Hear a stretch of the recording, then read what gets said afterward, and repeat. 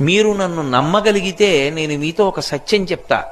వెంకటేశ్వర స్వామి ఇప్పటికీ వింటారన్నీ. అన్నీ తెలుసు ఆయనకి, అన్నీ తెలుసు.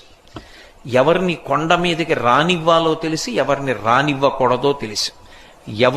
ఎవరు తనకి పరమభక్తుడో తెలుసు, ఎవరు భక్తుడు కాడో తెలుసు.